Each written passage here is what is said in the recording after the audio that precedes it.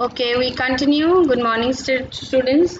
We continue with lesson 2.1, the poem from a railway carriage. I've finished two stanzas. Now we go to the next stanza, next two stanzas. Here is a child who clambers and scrambles all by himself and gathering brambles. Here is a tramp who stands and gazes, and here is a green for stringing the daisies. Now here is a child who clambers and scrambles. If you see both the lines, the letter C is repeated, so alliteration. Both the lines together, the letter C is repeated, so alliteration. Okay, clambers means to climb up and scrambles means to climb up using your hands as well as your feet. So you're taking the support of your hand as well as your feet to climb up. Yes, generally even on your knees, that's the way you scramble around. Okay, clambers means to climb upward just using your hands all by himself and gathering brambles. So brambles are thick bushes which have thorns. So he is gathering little berries from these thick bushes which have thorns. So he is all by himself and he is gathering the brambles. This is what the child can see, or the poet can see from the uh, railway carriage as it is going by. Here is a tramp who stands and gazes. So, who is a tramp? A tramp is someone who doesn't have a permanent house. He is just someone who roams around like a banjara, what you say in Hindi. They don't have a house in one place. They just roam around wherever they go. They search for work, they do some work, earn some money, get some food, and move on ahead. Yes. So, what is this tramp doing? He is just standing and gazing, means looking fixedly without turning here and there at one place or at something.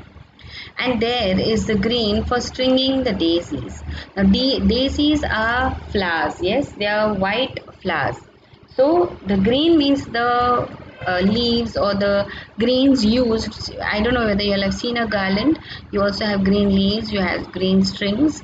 Yes, so they are using this to make a string, a line of daisies.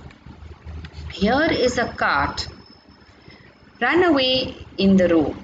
So what is the car doing? It's going very fast. It's running away in the road. Now letter R is repeated, run and road. So it is alliteration. Letter R is repeated, run and road. So alliteration. Lumping along with man and load. What do you mean by lumping along? Lumping means not moving smoothly, shaking.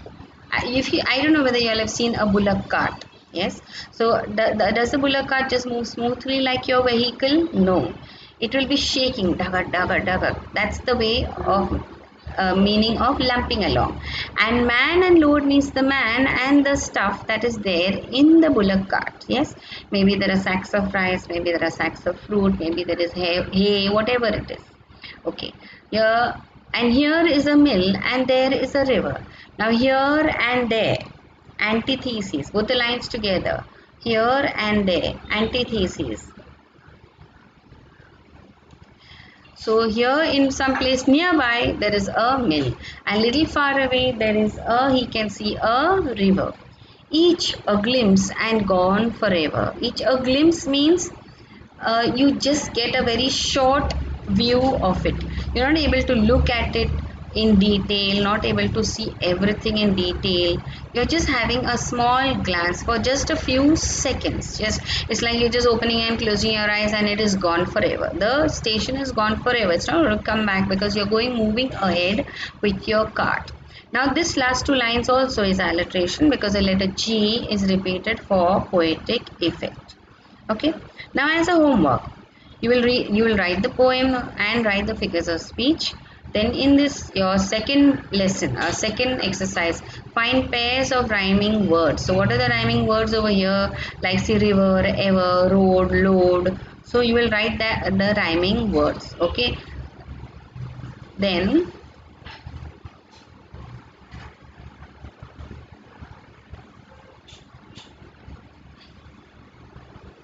You can do even the fifth one. List the sentences or phrases that begin with here and there. Okay. So when it is here, it is closer. When it is there, it is far away.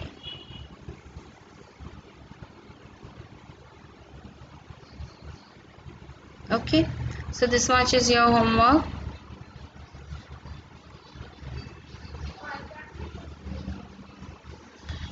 Uh, I'm not sure whether you all will be able to, but do try your question number 3. Everything is there in that. See the first stanza, what you can see. But see that you're writing it properly, grammatically correctly. What you can see is, you cannot see the fairies and the witches. Yes, what you can see is bridges, houses, hedges, ditches, meadows, horses and cattle. Okay, the sights that you can see through the carriage in the first stanza are bridges, houses, hedges, ditches, meadows, horses and cattle. Now in the second stanza, the sights that you can see in the second stanza are hills, plain and painted stations. And in the third stanza, the sights that you can see are a child who's clambering and scrambling, or a child gathering brambles, you can say. Then a tramp standing and staring, and the greens and the daisies. Okay, if you go in for the last stanza also, you can write one more question. Write the sites mentioned in the last stanza also. You can write the site that you can see is the cart going along the road with the man and the load and a mill and a river. Okay, so you will do this exercises, that is 2, 3, 5. This is your homework. Okay, thank you. Do have a good day.